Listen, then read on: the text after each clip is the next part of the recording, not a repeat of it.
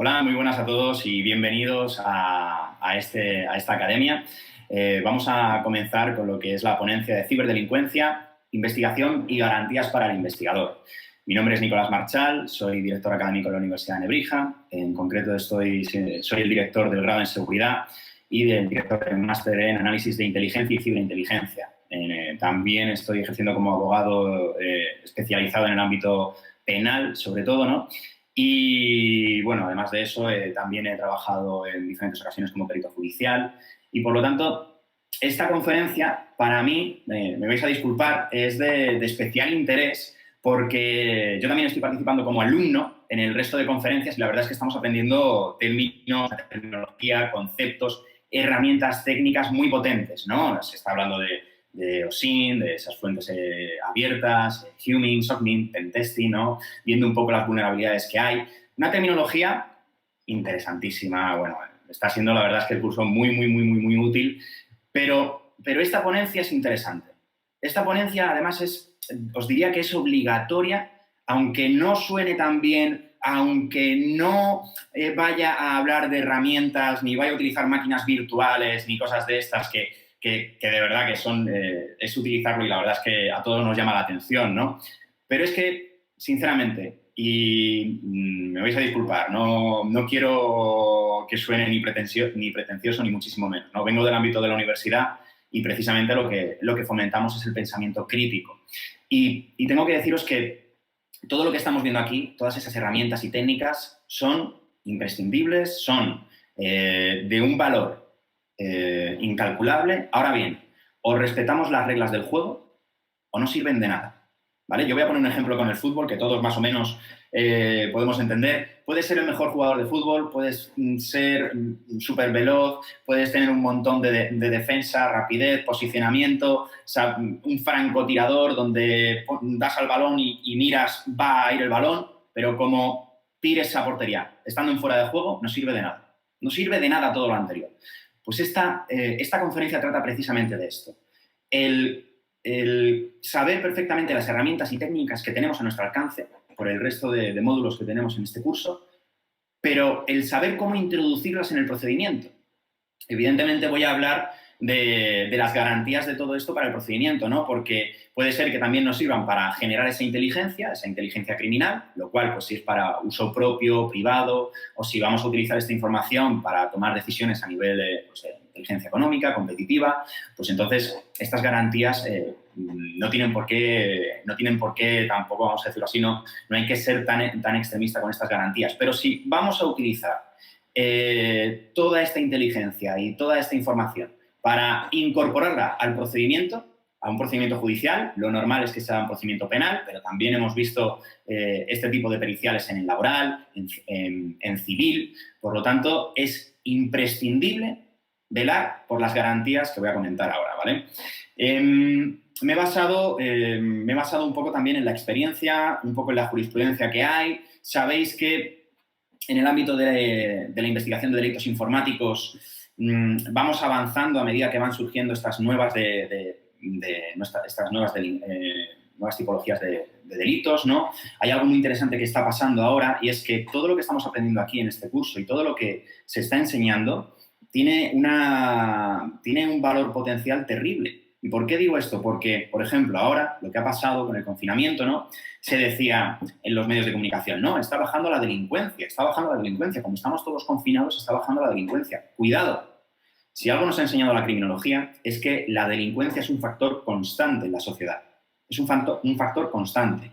Y si observamos que esa delincuencia aumenta por encima de los márgenes normales, tenemos un problema en esa sociedad, y si vemos que esa delincuencia disminuye por debajo de esos márgenes normales también, tal vez tenemos un problema de que no la estamos detectando. ¿Por qué digo todo esto? Porque esta delincuencia convencional, vamos a llamarla así, mucha se ha trasladado al ámbito informático por las facilidades que tiene, por el anonimato, por la ignorancia todavía de muchas personas, que no hay una cultura de ciberseguridad, que es interesante tanto en el ámbito de la empresa, en el ámbito personal, empezar a fomentar este tipo de cultura, ¿no? Entonces, cuidado, porque se ha producido también un traspaso.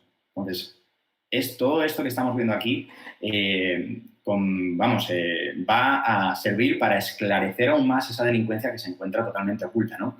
Y dicho esto, ¿por qué también es importante esta presentación, este módulo? Mirad, cuando estamos investigando algo, es muy importante que todas estas herramientas y técnicas que estamos utilizando y que nos están enseñando durante este curso, las sepamos introducir al procedimiento con total garantía. ¿Por qué? Porque si no, nos podemos encontrar con una situación parecida a la siguiente. Esto es uno de los que está sentado, es mi cliente, es un miembro del Cuerpo Nacional de Policía, que realizó una actuación de manual. Es decir, lo que procedió para detener a una persona acorde a derecho, siguiendo las pautas y los protocolos establecidos, aplicando los principios y las garantías constitucionales pertinentes. Pero sabemos todos en la práctica que luego nos encontramos pues, en la práctica con una serie de problemas, con una serie de garantías, otros derechos, los derechos del detenido, por supuesto. Y entonces, pues cuando el detenido presenta lesiones, el detenido denuncia que me han lesionado. Y ahora ya tenemos que se inicia un procedimiento contra las personas que lo han detenido, que constan en el atestado, y tiene que identificar, reconocimiento en rueda que se hace. Esto pasa no solamente en este tipo de casos, sino también en otro tipo de casos donde se presenta una pericial que está incompleta, que puede estar incluso sesgada, o que nos tiran por tierra nuestra pericial porque no hemos recogido lo que el juez de verdad quiere. Entonces, esto no sirve de nada. Y en este tipo de casos que os pongo, donde se acusa al investigador, luego, evidentemente, esto no tiene recorrido judicial ninguno. Esto no tiene recorrido judicial. Esto se archivó, fue celebrarse el reconocimiento en rueda, que además pasaron una serie de circunstancias y de características bastante curiosas. La persona que tenía que reconocer era esta que os muestro aquí en pantalla. Aquí está, en el lateral derecho, ¿no? Y al final se archivó y se procedió al sobreseimiento de la causa. Pero algo que no se habla es que no está recogido, pero es de la pena de banquillo. Es decir, ya estás investigado en un procedimiento penal. Durante la investigación de un procedimiento penal ya podemos estar, pues, que si con la duda, oye, ¿qué pasa? ¿Qué no pasa? Etcétera, a ver qué va a suceder con esto está tardando mucho, puede suceder que en el trabajo, por estar investigado, se deje de acceder a una serie de requisitos, de puestos. Entonces, por favor, todo esto que estoy comentando es precisamente para evitar esto o para evitar que el trabajo que hagamos luego no pueda ser tratado de forma indebida. Entonces, este es el camino que tenemos que seguir. Y luego ya vamos a utilizar esas herramientas y técnicas que nos están diciendo, ¿no? Esto pasa tanto en el ámbito público como en el ámbito privado, tanto investigadores públicos como investigadores privados, por supuestísimo. Y luego también quiero hacer una apreciación, y es que siempre, en todo hecho delictivo, siempre pensamos en el delincuente, en el agresor. De hecho, en los medios de comunicación, o en la ciencia, en ciencia ficción, ¿no? Siempre el agresor, el delincuente, siempre es el protagonista, ¿no? Siempre nos acordamos de los nombres de los protagonistas, pero nunca del nombre de las víctimas. Y recordamos que detrás de todo hecho delictivo hay una víctima que ha sufrido las consecuencias, esos daños y perjuicios, que a lo mejor, pues por lo que sea, por el motivo que sea, ¿de acuerdo? A lo mejor hay víctimas que lo llevan mejor, otras que lo llevan peor, pero me vais a disculpar y quiero que sea de forma gráfica. Quiero hacerlo de forma gráfica para que lo entendáis todo, ¿vale? Imaginaros, ¿vale? Aquí os pongo una hoja normal y corriente, e imaginaros que esto es esa vida de esa víctima. Es una vida normal, una vida que ha transcurrido con normalidad. Y de repente, por el motivo que sea, tenemos un delito, un hecho delictivo. Mirad, cambia por completo la vida de esta persona. Y cuando aplicamos mecanismos de resiliencia y cuando esa víctima denuncia y pone su caso en el procedimiento judicial y se obtiene una sentencia, la recuperamos. Pero fijaros lo que sucede.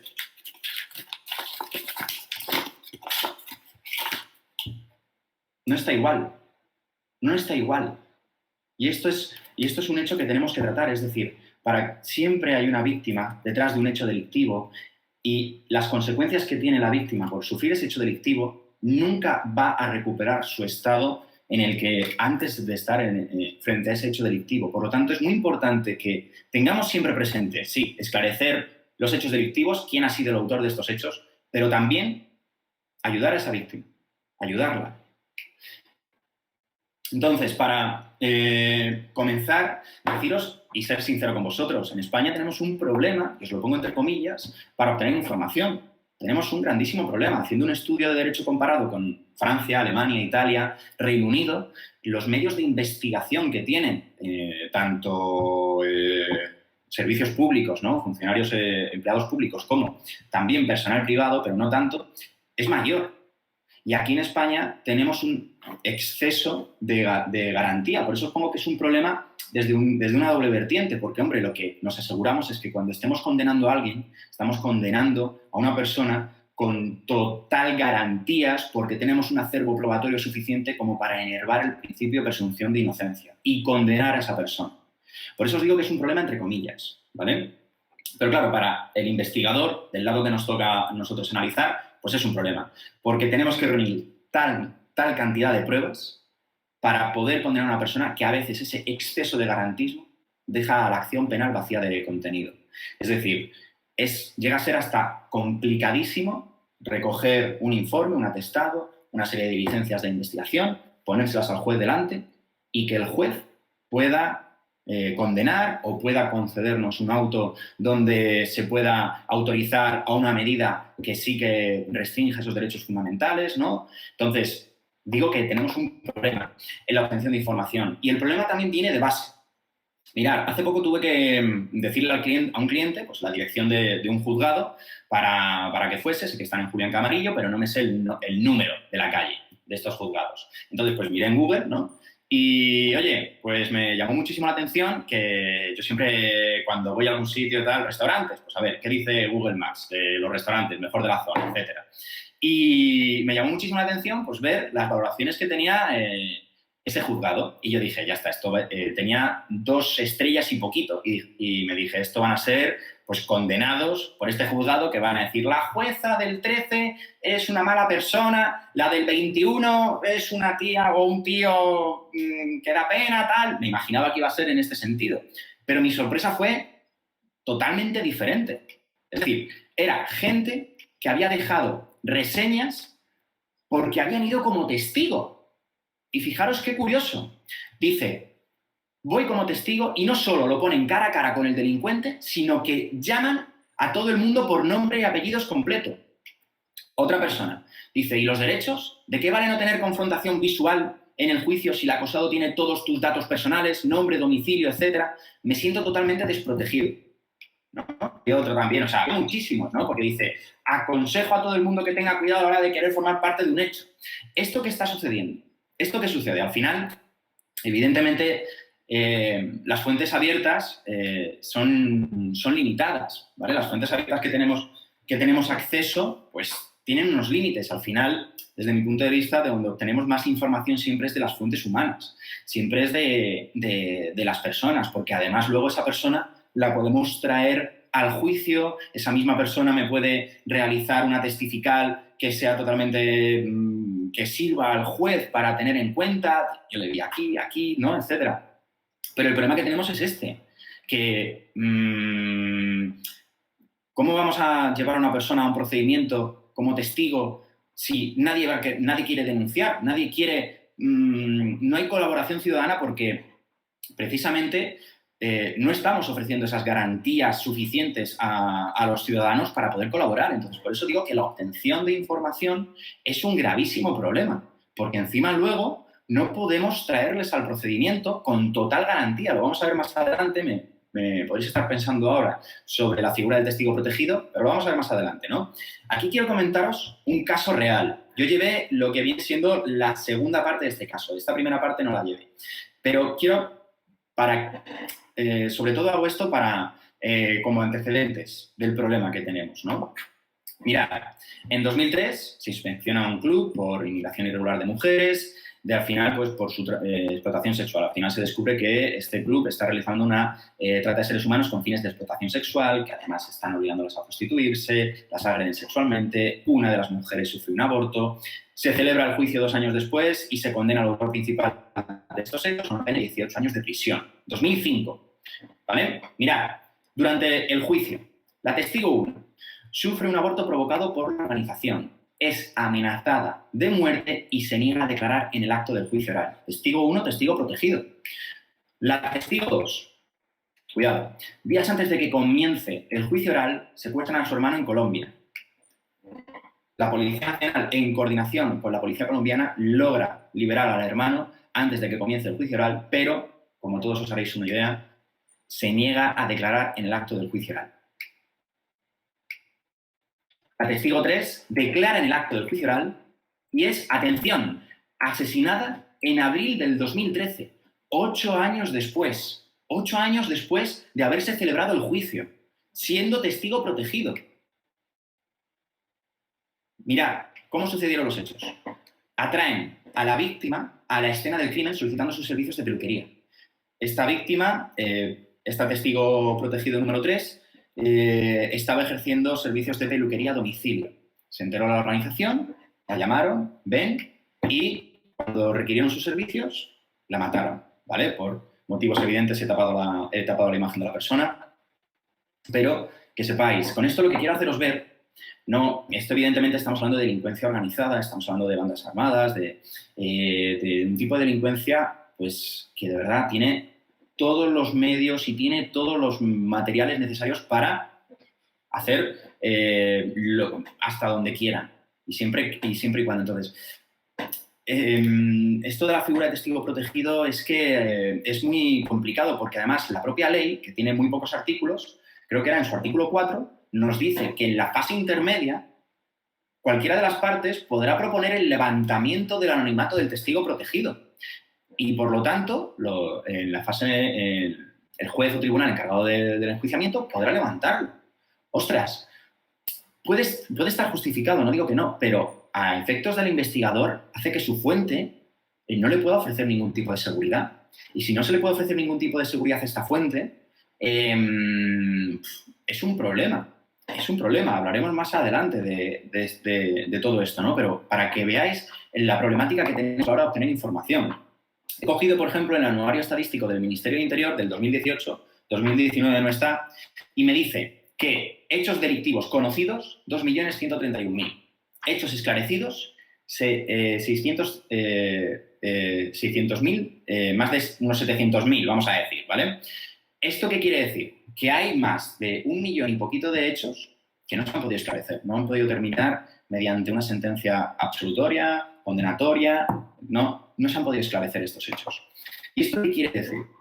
Mirad, en criminología, pues todo lo que vemos, noticias, las campañas que se realizan a través del gobierno, de diferentes administraciones, las estadísticas, ¿no? Esto forman parte de los hechos que conocemos.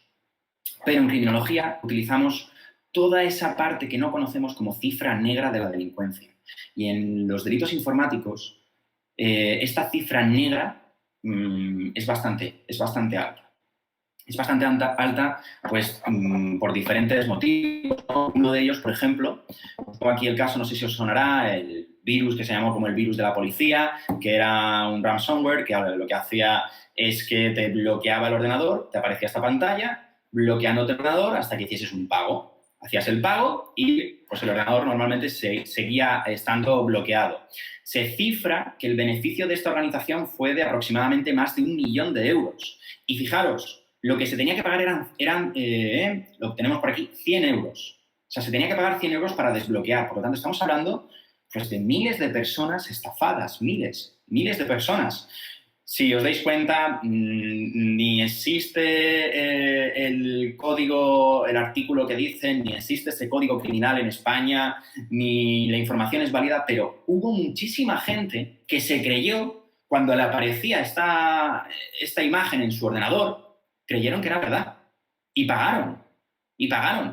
Y algunos compañeros vuestros me han comentado, pues precisamente, oye, que llamaban a la comisaría, que llamaban allí, oye, que ya he pagado, que ¿por qué me sigue saliendo este anuncio? Si ya he pagado la multa. ¿Qué multa? ¿Qué es esto? ¿De qué multa me estás hablando? Bueno, pues muchas veces esta delincuencia no sale a la luz también por vergüenza. Ostras, ¿cómo voy a reconocer que yo he pagado los 100 euros por esto? Si luego sale en televisión y se ve perfectamente que Criminal Code. ¿Pero qué Criminal Code? ¿Qué es esto? El artículo este, que no existe. Otras zonas, había veces que ponían, se inventaban el ministerio, o sea, había un montón de información falsa. Y claro, la persona lo ve, en el momento en el que sale ese anuncio en el ordenador, pues como que se asusta. Pero luego cuando lo ve en televisión, dice, ostras, es que es verdad. Madre mía, qué vergüenza, que pues al final ni denuncian o no saben que han terminado siendo víctimas de un delito, etcétera. Por eso digo que la cifra negra en este tipo de delincuencia es tan alta, ¿no? Para poder investigar estos hechos delictivos, quiero hablaros de una figura intermedia, que es, bueno, de una figura, que es el agente encubierto informático. Pero claro, aquí es donde está el problema, y es hasta qué punto un miembro de las fuerzas y cuerpos de seguridad está realizando una investigación a través de Internet y no está actuando como debería actuar un agente encubierto informático, con la habilitación legal oportuna y autorización por parte del juez. O está realizando las pesquisas policiales pertinentes que se realizan en la calle, que se realizan a diario. Este es el límite, esta es la franja que en Internet está un poco más difusa, porque tal vez es curioso, ¿no? Como ya en el mundo real, ¿no? Porque también lo que pasa en Internet es el mundo real. Hay gente que se piensa que en Internet injuriar o calumniar a otra persona no es delito. Si lo haces en persona, sí, pero en Internet no, ¿no? Cuando es todo lo mismo.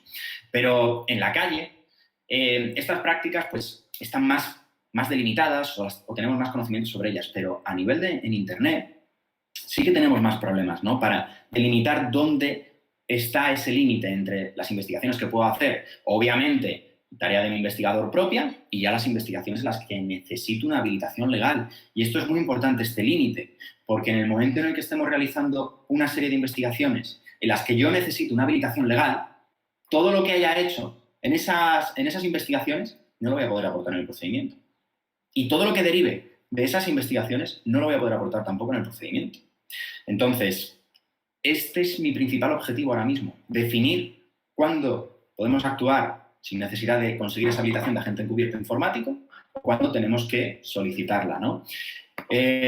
Oye, estoy hablando de... Quiero llamaros la atención, que esto me hace mucha gracia. A mí me encanta el derecho, me apasiona. Sé traducir élfico a castellano, es decir, el lenguaje en el que están escritas muchas normas al castellano, pero hay gente que le da miedo el leer un artículo, el leer algo de la ley. Entonces, sabiendo esa animadversión que hay, estoy hablando de un tema que está basado en derecho penal, en enjuiciamiento criminal, en jurisprudencia, pero he traído muy pocos artículos, muy poquitos. O sea, de verdad, 3, 4, como mucho.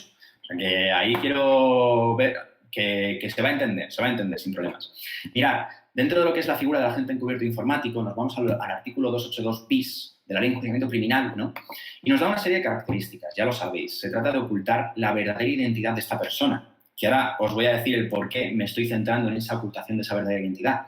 Ganarse la confianza de la persona que tenemos al otro lado e integrarse, ¿no? En esa red, el ver si hay un foro que tiene pornografía infantil, que me den acceso a ese foro, tener acceso a esos contenidos que tienen pornografía infantil y empezar a realizar todas las diligencias pertinentes para esclarecer quién tiene acceso, quién lo ha consumido, quién no, quién lo ha subido, ¿no? ¿Por qué? Pues con la finalidad de obtener la información necesaria, esa información necesaria para poder de verdad esclarecer esos hechos. Lo que hemos comentado con esto del foro que tienen subido esa pornografía infantil, pues saber quién tiene acceso, saber quién lo ha subido, el poder realizar un seguimiento a través de los códigos hash, ¿no? Todo esto es muy importante. Y atención, aquí hay una figura que es muy parecida entre el agente encubierto informático y el investigador que está haciendo sus pesquisas a ese nivel, ¿no? Que es servirse del engaño.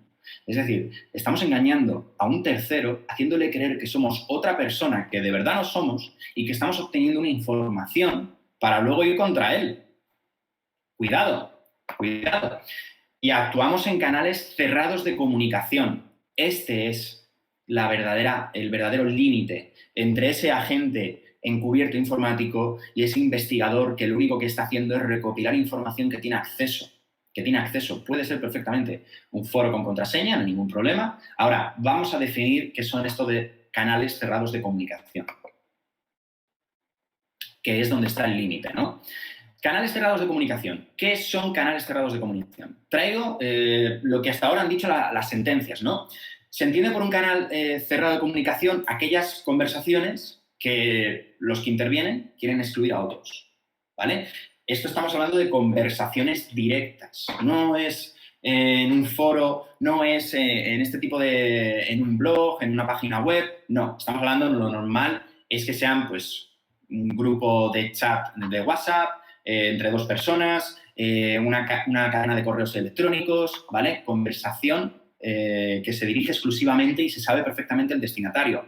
Y suele dirigirse a un usuario determinado. Y esto es lo que está diferenciando el hecho de que ¿cuál es la diferencia entre hacer un canal cerrado, como puede ser, por ejemplo, en Telegram, ¿no? Yo añado a estos 3 amigos que tengo y aquí los 3 hablamos de lo que sea, o bien hago un canal cerrado, pero por invitación se puede invitar. Y yo no controlo quién es invitado, quién sí, quién no.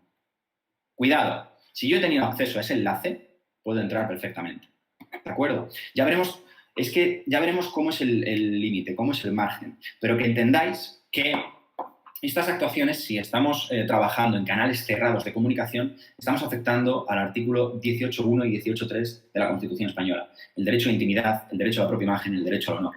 Por lo tanto, es muy importante que sepamos que si estamos obteniendo información para luego aportarlo en un procedimiento judicial por esta vía, no va a ser válido. Todo lo que hagamos va a ser nulo de pleno derecho. Artículo 11 de la Ley Orgánica del Poder Judicial. ¿De acuerdo? Nulidad de actuaciones.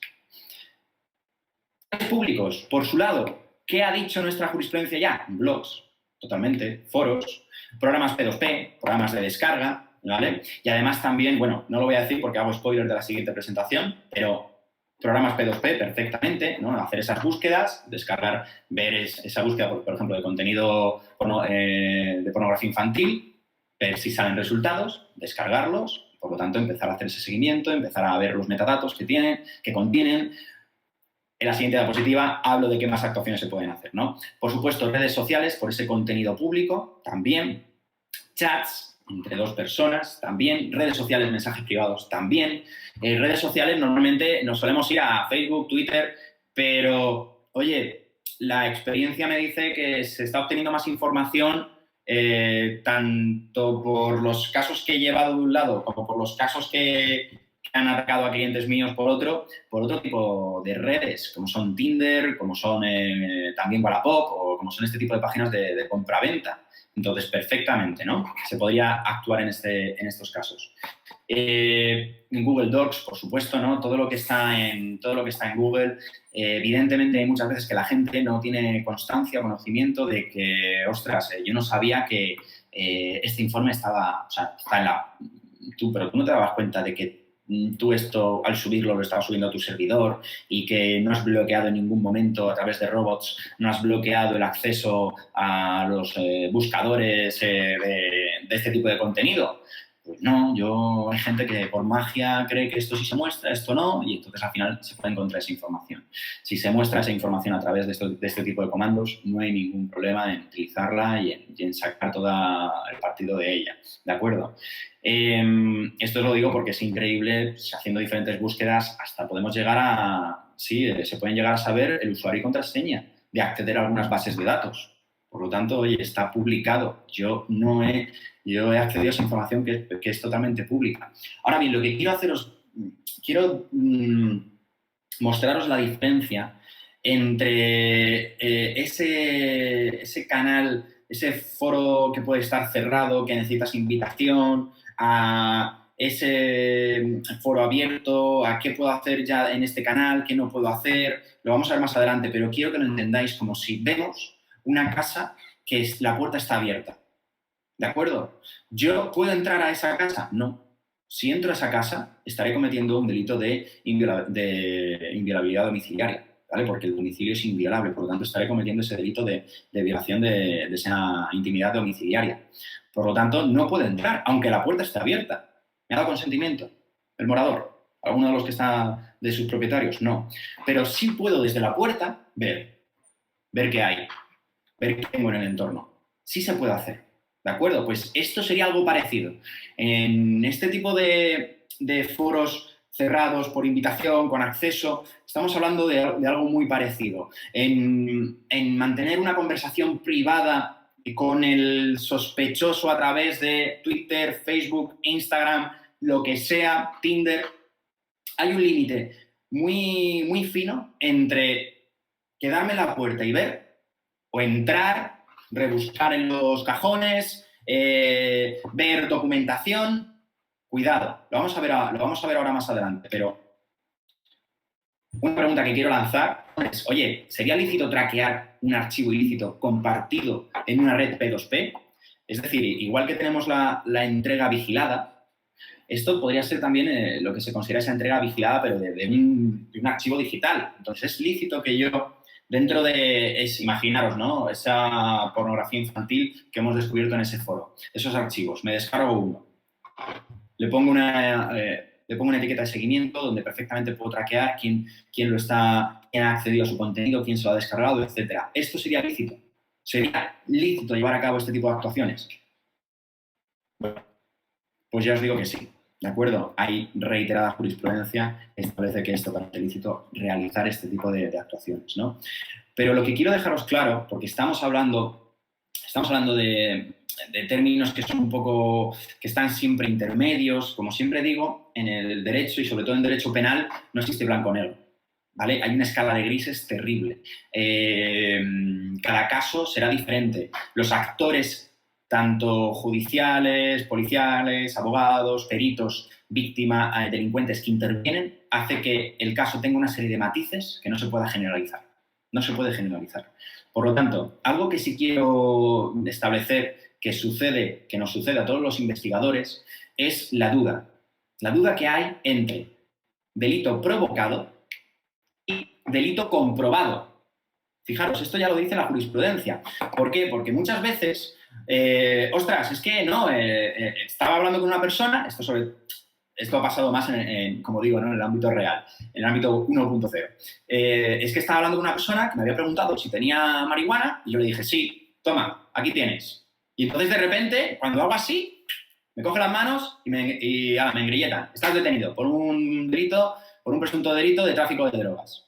Coño, ostras, perdona, me ha provocado el delito esta persona. Es decir, yo no estaba delinquiendo. Ha venido en este caso un policía y ¿cómo os diría? Me ha incentivado a cometer este hecho delictivo. No. Eso no es un delito provocado. Que un delito provocado, por supuestísimo, no tendría ninguna validez esa prueba, ¿de acuerdo? Eso es un delito comprobado. Mirad la diferencia.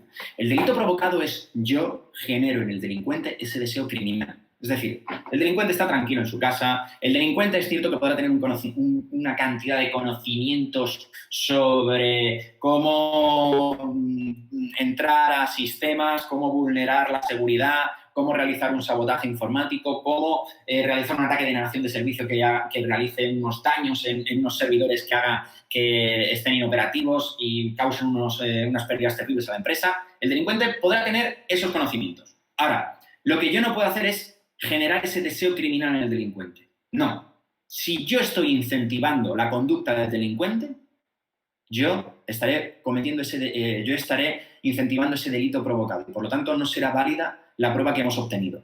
No. Lo que diferencia es el delito comprobado. Es decir, nace de forma espontánea.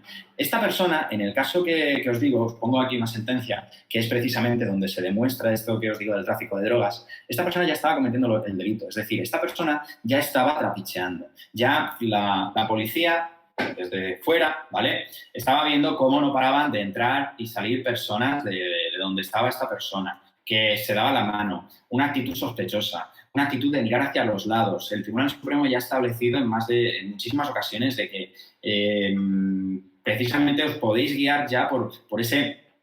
Oye, por esas sospechas, por vuestra experiencia, que ya sabéis perfectamente que si una persona está haciendo algo malo, está en una situación totalmente no aguanta la mirada, está nervioso, no está mirando hacia otros lados, ¿no? Pasa lo mismo cuando pues un Z va por la calle o una patrulla o dos policías van uniformados dando una vuelta y de repente si hay una persona que les ve y rápidamente gira, pues ostras, si estás haciendo algo normal o no estás haciendo nada, les ves, tienes confrontación visual, miras, vuelves, ¿no? Pero ostras, ¿qué me han visto? ¿No? Estos son esos indicios que ya nos hacen ver. Pues esto es lo mismo. En base a una serie de indicios, oye, ¿tienes esto? ¿Tienes tal? Sí, toma. Pues mira, quédate detenido. Pues esta es la diferencia también, ¿vale? No se trata de incentivar ese deseo criminal, sino de comprobar si se ha cometido ese hecho delictivo o no. ¿De acuerdo? Si se tiene esa información o no. Y para ello, estamos hablando de esa figura de agente encubierto informático y para poder hacerlo, pues es necesario, evidentemente, ¿no? Si en la realidad se da una identidad ficticia, pues en este ámbito igual también, pero que sepáis que ya hay reiterada jurisprudencia que admite que es una medida totalmente válida. Es decir, que cualquier policía o cualquier investigador utilice, en vez de su nombre y apellidos, para darse de alta en cualquier red social, foro, lo que sea, que utilice un nickname falso. Por lo tanto, ya estamos dándonos cuenta de que esta medida, o el utilizar una identidad supuesta, vamos a ver ahora los límites, no solamente le pertenece en el ámbito informático, no solamente le pertenece a esta agente encubierto informático, sino que le pertenece a cualquier investigador, ¿vale? Se puede utilizar como medida perfectamente válida ese nickname falso sin ningún problema. Ahora, mi consejo por lo que he visto desde el otro lado, cuando me ha tocado defender a un presunto delincuente. ¿Cuáles son? Tener actividad a las 24 horas. Y si no son las 24 horas, las 12 o 15 horas. Lo que quiero deciros con esto es que una persona normal, ¿vale? Y yo os diría, esto daría para un debate de si es normal estar tantas horas conectado al teléfono, que si con el Instagram, Twitter, poniendo todo, actualizando los estados, tal.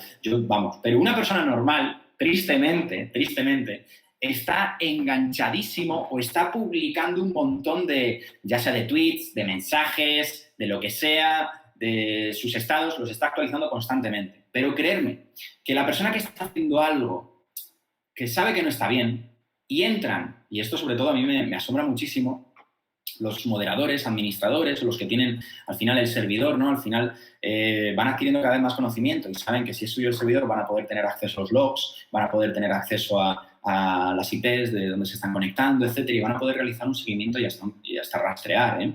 Y ahora sigo hablando de esto, pero hay que tener actividad como una persona normal. Lo que no puede ser es que si mi horario laboral es de 8 de la mañana a 2 de la tarde o a 6 de la tarde, pues yo tenga una publicación en mi perfil, pero de mi horario laboral. No, esto no es natural. Y sábados y domingos descanso. No, esto no es para nada natural. Y esto es una gráfica de un perfil falso que se utiliza para investigar, ¿vale? Que pues durante el procedimiento pues el cliente me lo pasó y con una herramienta pública súper sencilla, que no hay que tener conocimientos de nada, se puede perfectamente cotejar y, oye, esto salta la alarma. La persona que está haciendo algo malo dice, ostras, es que se concentra la actividad de este perfil en estas franjas y luego desaparece. Pues esto no es normal. Y si este perfil no es correcto, voy a hacer un seguimiento, voy a intentar ver si el nombre que se ha utilizado es siempre el mismo, no es el mismo, el correo electrónico con el que se ha dado de alta, la IP desde donde ha accedido y, por lo tanto, voy a bloquear todo. Voy a bloquear todo, le voy a mostrar menos información, que también se puede hacer, ¿no? También se puede hacer como se puede pasar también con los propios buscadores, que se muestra información en primera capa de indexación, pero luego a lo mejor por detrás se está mostrando otra información a los usuarios que de verdad lo están viendo. eso también se puede hacer. Oye, cada vez cuando se vuelva a conectar este tío o este perfil, estas IPs, bloqueales todo este contenido. Y al final, pues, tenemos un problema, ¿no? Por eso os digo, primer consejo, tener actividad las 24 horas. Segundo, cambiar de IP. Aquí no puedo decir qué se puede hacer para cambiar de IP o no. Yo estoy seguro que con lo que estamos viendo en el resto de cursos en esta academia, todos vamos a tener claro cómo se puede cambiar de IP, qué se puede hacer, qué no se puede hacer, VPNs, etcétera, contratar una serie de servicios, pero es muy importante cambiar de IP. Y es más, consejo para investigadores que están investigando en su casa o están investigando en su oficina o en su lugar.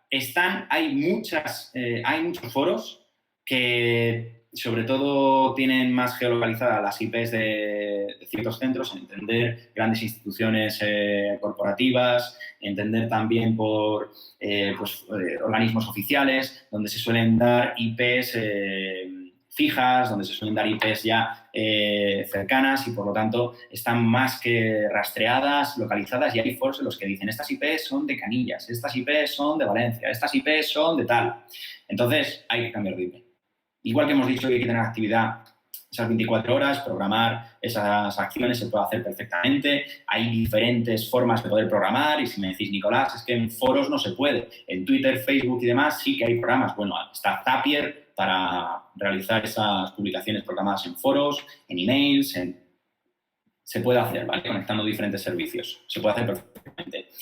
Y luego, deciros que no hay que realizar nada que conlleve engaño, pero con esto quiero deciros que conlleve un engaño en el cual, oye, al final la persona haga un acto que no estaba previsto que quería hacer y que por nuestra actividad lo ha realizado, creyendo que éramos otro. Eso es a lo que llamamos ese engaño, ¿de acuerdo? Ahí es lo que no se puede hacer. Para poder comprobar, como hemos visto, la diferencia entre el delito provocado y el delito comprobado. Ahí es donde está esa diferencia. Un consejo que os doy, de verdad, yo creo, y aquí va un comentario personal, pero aquí estamos viendo un montón de herramientas, técnicas, pero que sepáis que al final la mejor herramienta y la mejor técnica que hay es el sentido común. De verdad, de verdad. No os hacéis una idea la cantidad de errores, o sea, de técnicas súper potentes, de cómo se puede obtener tanta información de la nada. Increíble el trabajo de ingeniería que se hace a veces de nada, de un dato simple.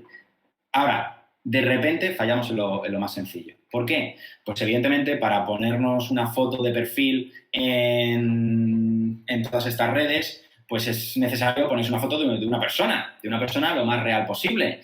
Y ha habido veces que yo me he encontrado imágenes de bancos de imágenes. Entonces, esto es tan sencillo, todo el mundo lo sabe, los que son investigados lo saben, ven la imagen de la persona, la empiezan a cotejar por internet, empiezan a hacer comparaciones y si da resultados de aquí se llama John Smith, esta misma persona, en otra persona se llama Arturo, oye, esto huele. Entonces, como consejo que os doy, por ejemplo, a la hora de utilizar estas imágenes, hay una página que te crea imágenes totalmente por inteligencia artificial. Es cierto que hay imágenes que son un poquito raras, que el ojo está un poquito de aquella manera, tal. Pero, oye, la gran mayoría dan una apariencia bastante buena. Simplemente se llama la página This Person Does Not Exist, ¿de acuerdo? Y cada vez que recargas la página te da una imagen diferente de una persona que no existe. ¿Veis? Esto es lo que os digo, el caso de... Hay imágenes que sabes que, ostras, aquí pasan cosas. Esto no es muy real.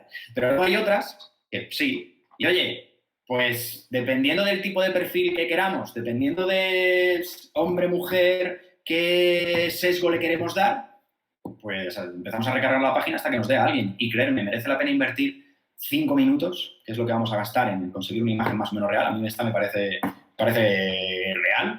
Me parece que se podría utilizar, pues es conveniente invertir 5 minutos en esto y ya, oye, tenemos un perfil, no nos van a poder decir nada de si estamos utilizando la imagen de una persona real y estamos vulnerando ese derecho a la intimidad de la persona, de su propia imagen, etcétera. No nos metemos en líos directamente, utilizamos esto y hacemos la actuación perfecta. ¿Vale? Pero creemos que, lo he dicho al principio, ¿no? Todo esto de la investigación de delitos informáticos, la gente se piensa que insultar o calumniar a través de redes sociales es totalmente inmune. Si lo haces en la calle, sí. ¿No? Esta percepción es la incorrecta. Es decir, he realizado esta investigación, hemos tomado estas medidas porque eran idóneas. Hemos realizado también esta última medida porque era necesaria, porque antes hemos utilizado todas las anteriores posibles y no era posible obtener el mismo resultado. Por obtener ese resultado, hemos tenido que adoptar esta decisión, que es la que menos lesión causa al derecho que estamos investigando. Es decir, hacer un balance de los bienes jurídicos que hay en Liza. Por un lado tenemos, por ejemplo, una detención.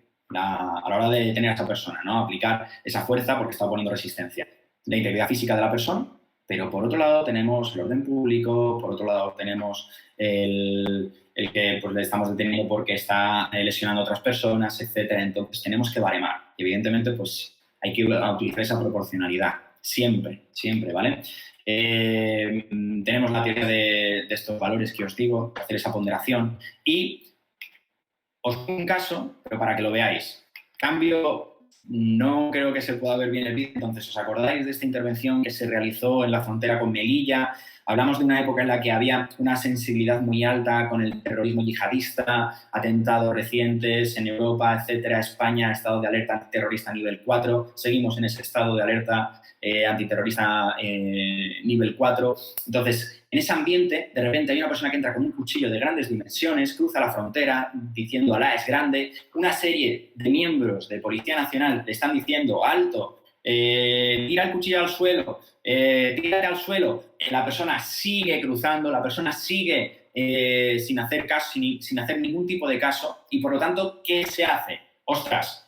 Lo suyo sería detenerle como se realizan las detenciones normalmente en la calle. Por él, se echa encima, tal. Pero claro, es que hacer eso puede suponer que el miembro de la Fuerza y Cuerpo de Seguridad pertinente pueda resultar herido. Por lo tanto, ¿qué hizo un compañero? Lanzar una barrera de seguridad para reducirle y ahora ya para pues, neutralizarle, mejor dicho, y ahora ya sí, un montón de compañeros se echaron encima para reducirle.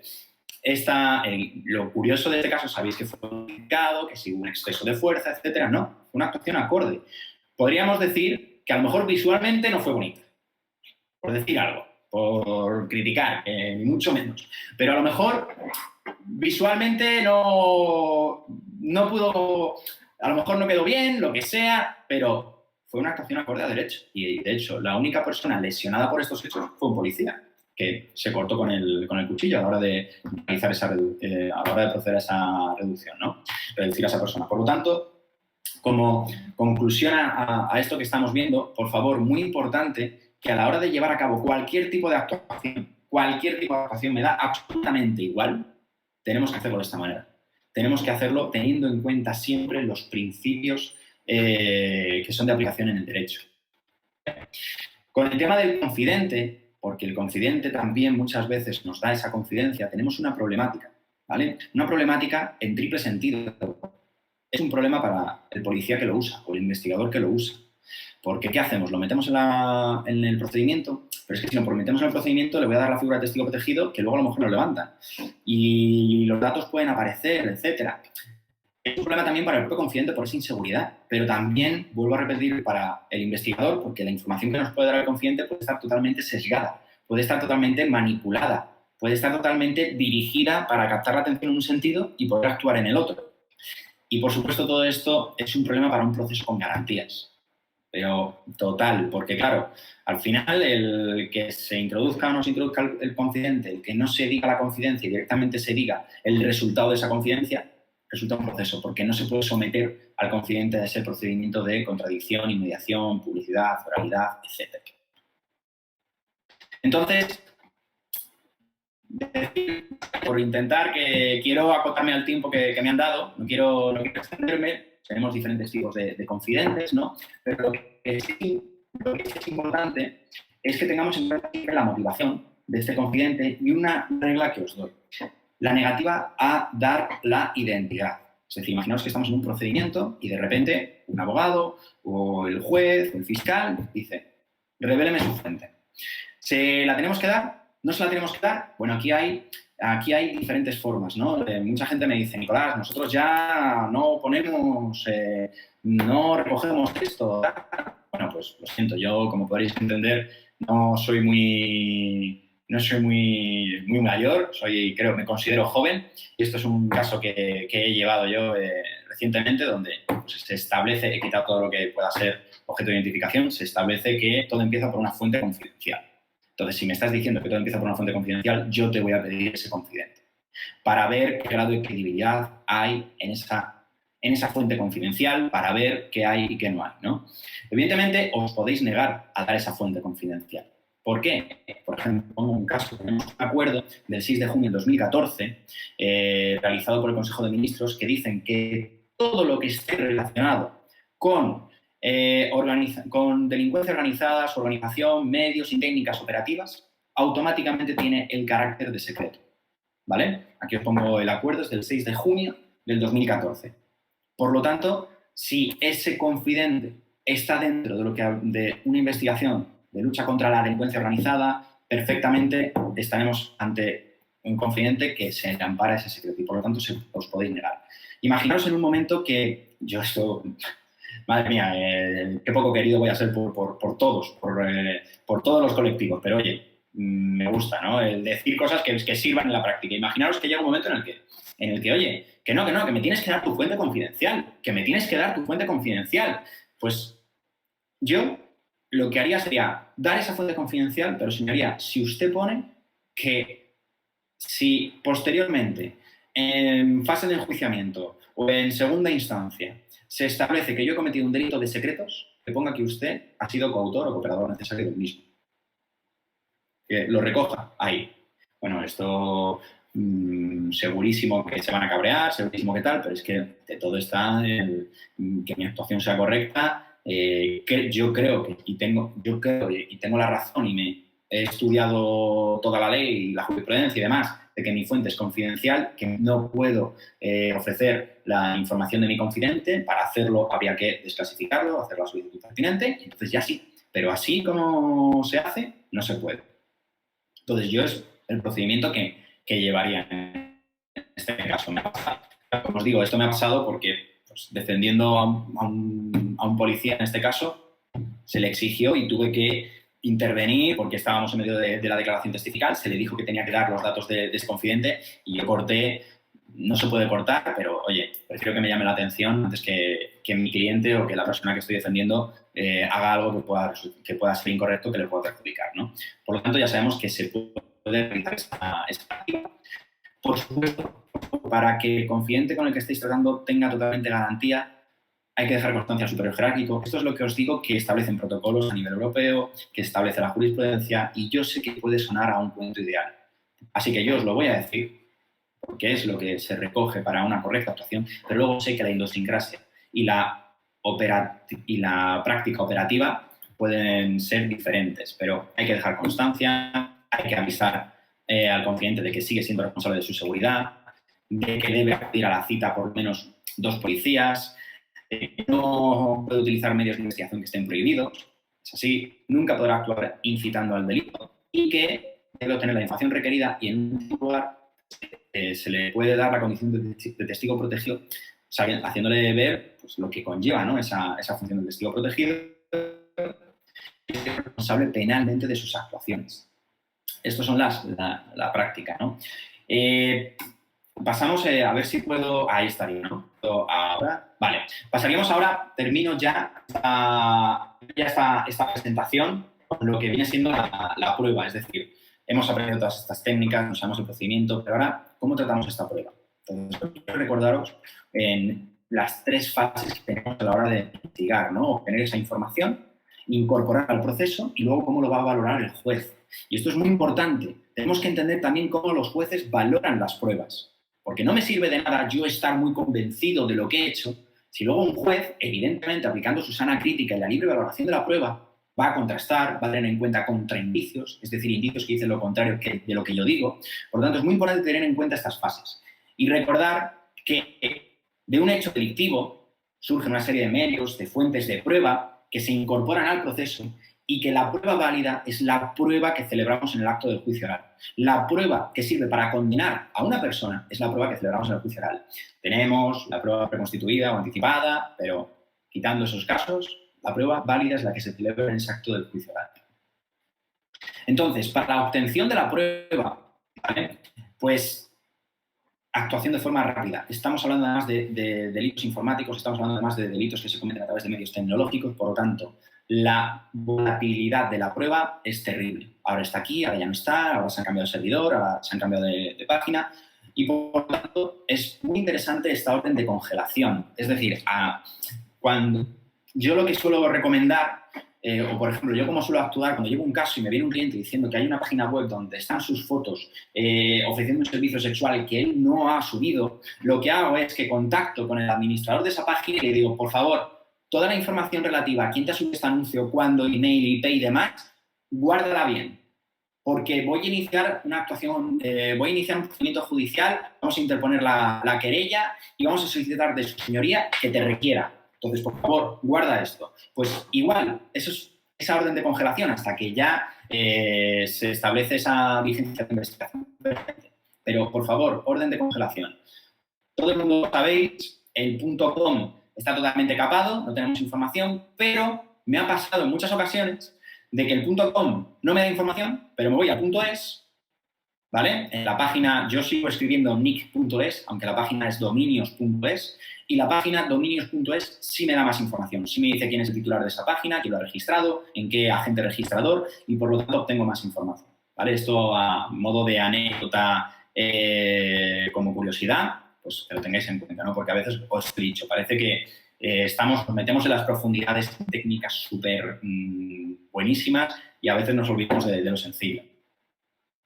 También, muy interesante, por ejemplo, el dejar validez o constancia del contenido que había ese día a esa hora, ¿no? Y en el caso de fuerzas y cuerpos de seguridad, en esos informes, pues, hombre, se entiende. No está de más tampoco, ¿no?, el aportar cualquier tipo de evidencia o cualquier tipo de evidencia que garantice que ese día, a esa hora, el contenido que había en esa página web o en ese documento era este. En el ámbito privado, sabéis que se puede hacer mediante, bueno, pues notaría, de diferentes formas. Una cosa que yo aconsejo y que es perfectamente válido porque dando la URL lo puede comprobar cualquier persona es, por ejemplo, esta herramienta, Wayback Machine. Además, ya hay jurisprudencia que admite este medio como un medio de prueba válido donde se hace una captura de pantalla, no sería, pero donde sí se recoge esa página web como estaba en ese momento. Y entonces, sabéis que en páginas importantes, pues el crawler de esta herramienta pues, va pasando por las páginas y las va guardando en su servidor. Pero en páginas que son menos importantes o más pequeñas, pues lo que hay que hacer es subirlo manualmente, ¿vale? Es decir, ahí tenéis el botón de, una vez que os registráis, podéis pedirle, oye, guárdame una captura de esta página y te la guarda y perfectamente ya lo tienes ahí y tiene plena validez, ¿vale? Esto sobre todo va más dirigido para el ámbito privado de la investigación, que tenemos más problemas, ¿no? Tenemos o nos enfrentamos con más problemas. Por supuesto, obtener sin vulnerar derechos, por esto que hemos comentado de la nulidad de la prueba, ¿vale? Y una vez que realizamos estas, aquí os comento la sentencia del Tribunal Supremo 25 de marzo, que es muy interesante. ¿Y por qué os la traigo? Porque dice, mire, en este procedimiento la Policía Nacional ha realizado una serie de diligencias de investigación. Es cierto que no han dicho de dónde han obtenido el número de teléfono, pero cuidado, que no nos digan que de dónde han obtenido el teléfono no quiere decir que se haya obtenido de manera ilícita o irregular. Lo cual esto es interesante. Esto es muy interesante porque dice que el principio de presunción de inocencia no puede ampararlo todo. No puede ampararlo todo, ¿no? Y, oye, pues aquí también, bueno, un comentario, ¿no? Una vez que hemos obtenido esa prueba, tenemos que incorporar al procedimiento. De diferentes maneras, WhatsApps, vídeos, hay que incorporarlo. Se puede incorporar como una mera prueba documental, un pendrive, un CD, como lo queramos presente. Esto a mí me interesa mucho porque muchas veces el papel todo lo aguanta, pero el decirle a su señoría que haga un reconocimiento judicial para que me pueda ver él mismo, entre en este enlace y vea la cantidad de carpetas que hay con pornografía infantil y tal, etcétera, es interesante. que se haga ese reconocimiento judicial. Porque también pues, puede haber mayor celeridad, un impulso, etc. Por supuesto, prueba pericial, ¿vale? También, como prueba pericial, deciros la salvedad de que solamente podemos aportar una prueba pericial cuando sea necesario aplicar un conocimiento técnico-científico del que el juez carece. Si no, no tiene sentido aplicar una prueba pericial, ¿vale? ¿Pero para qué? Pues para acreditar la autenticidad y también la integridad. Es decir, oye, el WhatsApp que se ha enviado de esta cuenta a esta cuenta es verdad, ha sido enviado, ha sido recibido, está totalmente íntegro, es decir, el contenido de ese WhatsApp no ha sido modificado, que esto es muy importante. Y luego también, una recomendación que yo os doy es que utilicéis la declaración de los testigos. Es decir, que un testigo me diga, sí, es cierto, yo le envié ese WhatsApp, pues yo lo he recibido con este contenido. Perfecto, porque estamos dando más fuerza a esa prueba pericial. Estamos dándole una corroboración periférica también. A la valoración de la prueba y deciros con respecto a la valoración de la prueba que el juez se basa en la libre valoración de la prueba. No hay una prueba tasada en nuestro derecho. Tiene que ser verosímil, ¿vale? Tendrá que hacer una valoración conjunta. Entonces, por favor, aquí os digo que siempre hay que poner todo. A mí me ha pasado en casos en los que de repente se estaba haciendo un seguimiento a mi cliente por una triangulación de la señalización de la localización GPS, por la antena del teléfono. Y de repente, el día de los hechos, no se aporta esa validación, no se aporta ese seguimiento, se aporta la de meses anteriores perfectamente, se puede ver, pero la de ese día no. Ostras, esto no es correcto. Si me estás aportando toda esta información, ¿por qué no me aportas la de ese día? Entonces, lo que aportemos tiene que ser auténtico, pero tiene que ser íntegro, la totalidad. Luego ya las conclusiones en esa diligencia final se pueden poner de una manera, de otra, pero se tiene que poner todo. Se tiene que poner todo, se tiene que recoger todo. Y, para no excederme del tiempo, cosas que a mí me han funcionado, ¿no? Mira, procedimientos sumarios, sobre todo de donde estamos viendo delitos de gran envergadura, son tomos y tomos y tomos y folios. Y al final es muy complicado de seguir el coger el folio 100 de aquí, con el folio 328, con el 1500. Entonces, lo que yo aconsejo es utilizar infografías. Es decir, aquí veis una infografía que encargué para que de una forma totalmente gráfica se mezcla el informe del médico forense, el informe de toxicología y también la autopsia. ¿De acuerdo? De una forma muy gráfica se ve perfectamente cómo la bala, en este caso de la víctima, entra por la mama izquierda, sale por la zona inferior derecha en un ángulo de 45 grados y al final, por la nube de gases, se entiende que el disparo se realizó de 1 metro, 1,5 metros. Página 656, como informo, etcétera, ¿no? Se va viendo, se van citando las páginas, se pide, pero esto es algo que os recomiendo, por favor, que hagáis, que intentéis facilitar la labor del juez a entender conceptos que tienen un conocimiento técnico-científico muy avanzado. Otra herramienta que os propongo, por ejemplo, se llama Altego, porque esto viene muy bien para, a la hora de hacer un gráfico y de cómo me dices a mí que de este servidor has llegado a conectarlo con esta página web a través de un código de seguimiento de Google Analytics. ¿Por qué? Pues muy fácil, señoría, por esto. Captura de pantalla y hacemos ver mediante un grafo cómo hay conexiones entre esos nodos. ¿De acuerdo? Entonces, estos son cosas para aportar más valor, para darle más fuerza a esa pericial y al final ayudar al juez, que es nuestro trabajo, a que pues, condene al culpable porque está basado en una evidencia totalmente demostrada y que no hay contraindicios ni hay posibilidad de principio de indubio pro reo, sino enervar ese principio de presunción de inocencia y condenar a la persona con total garantía. Que esa es la finalidad de todo esto. Dicho esto, nada más por mi parte. Disculparme, me he pasado un par de minutos del tiempo que teníamos establecido para esta sesión. Me habréis notado un poco rápido al final, pero era interesante recoger todo lo que hemos estado viendo en esta sesión. Así que nada más por mi parte. Estoy a vuestra plena disposición para cualquier tipo de duda, consulta y un placer haber estado aquí con vosotros. Hasta ahora.